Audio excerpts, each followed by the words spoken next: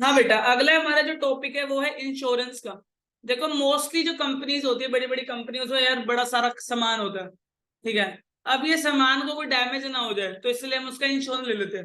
जैसे कपड़ों की दुकान तो सबसे पहले इंश्योरेंस लेती है, क्यों? क्योंकि उनको पता है कपड़े की दुकान पे ऐसा है कि बहुत जल्दी आग पकड़ने के चांसेस होते हैं, ठीक है। तो उन वो दुकानदार तो लेते लेते, जैसे गोल्सन्स हो गया आपका, कैंटरविल हो गया, कोब हो गया, या कोई भी पीटरसन्स हो गया, कोई भी हो गया ब्रांड, अच्छा ब्रांड जो होगा, वो कपड़े का इंश्योरेंस तो पक्का लेगा ही लेगा, क्योंकि उसको पता है कपड़े की दुकान में सबसे पहले आग पकड़ी जाती है, क्योंकि एक बार लग गई तो फिर वो रुकती नहीं है जल्दी से, ठीक है।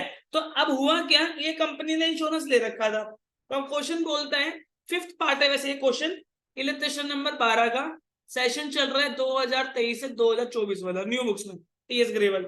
कहता है आपकी जो इंश्योरेंस है वो 1000 रुपए की थी, कॉस्टिंग थी 1000 रुपए की, जो बेचारी फायर में डैमेज हो गई है, फायर में क्या हो गई है, डैमेज हो गई है, वो आपकी 1000 रुपए की कॉस्ट कर रही थी, ठीक है। उसके बाद उसने बोला इंश्योरेंस प्रीमियम ने इस बात को मान लिया कि आपकी असली में आग लगी, आपने खुद नहीं लगाई, ठीक है। तो 800 रुपए हम आपको देंगे, लेकिन ठीक है, 800 रुपए क्या देंगे, क्लेम मानेंगे। कितना क्लेम मानेंगे, 800 रुपए। तो 200 रुपए क्या नहीं दे रहे वो, 200 रुपए नहीं दे रहे, अनक्लेम हो गया। इतनी बात समझ आ गई, 1000 रुपए का नुकसान हुआ, 800 रुपए देने के लिए एग्री हो गए और 200 रुपए नहीं दे रहे। तो एक एक करके एंट्री समझेंगे। पहली एंट्री होगी कि हमारी फर्म में आग लगी, तो हमें क्या हुआ, लॉस। तो हम लिखेंगे लॉस बाय फायर। असली में कितने रुपए की लगी, 1000 रुपए की। और ये कॉस्ट प्राइस हम लिख रहे हैं, जब भी हम कॉस्ट प्राइस लिखते हैं तो हमेशा टू परचेज। जो भी आपका सामान खराब हो रहा है, आप चैरिटी में दे रहे हो, आप डोनेशन दे रहे हो, तो टू परचेज ही आता है। किया था हम लोगों ने ये। चलिए, तो यहाँ पे भी कितना आ गया, 1000। पहली एंट्री हो गई। अगली एंट्री, इंश्योरेंस कंपनी ने हमारे पास जो क्लेम था वो आ गए कि हम तुम्हारा क्लेम ओढ़ेंगे अब, क्योंकि तुमने हमारा इंश्योरेंस ले रखा था, ठीक है। अगर इंश्योरेंस नहीं होता, सिर्फ बोलता लॉस बाय फायर और इंश्योरेंस के बारे में कुछ नहीं बोलता, तो पहली एंट्री करता, अगली एंट्री में पहुंच जाता, तो इंश्योरेंस कंपनी आती नहीं। लेकिन हमने ले रखा है इंश्योरेंस, तो इंश्योरेंस कंपनी भी आएगी।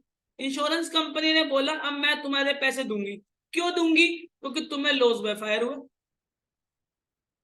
क्या सेकंड एंट्री समझ आई, इंश्योरेंस कंपनी आई, उसने बोला now I am liable to pay you, because आपने मेरे से इंश्योरेंस ले रखी है। और कितने रुपए का क्लेम आप मेरे पे ठोक रहे हो, 1000 रुपए का, ठीक है। अब इंश्योरेंस कंपनी बोली मैं तो इंस्पेक्शन करूंगी कि क्या क्या आग लगी, कैसे लगी, ये वो, क्या जला, क्या बचा, कितना रेसिड्यूल था आग लगने के बाद, और वो जो स्क्रैप जो बचा वो कितने का बिका।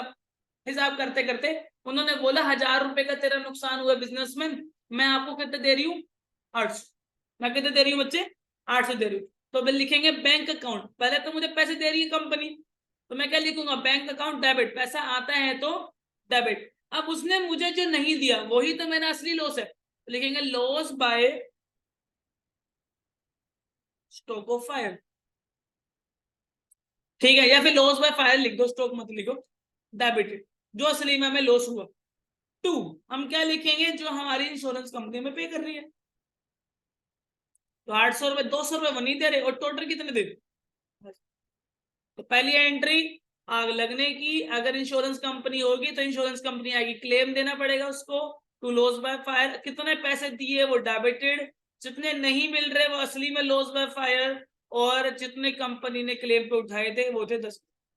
क्लियर है, यहां से आपका इंश्योरेंस हो गया खत्म।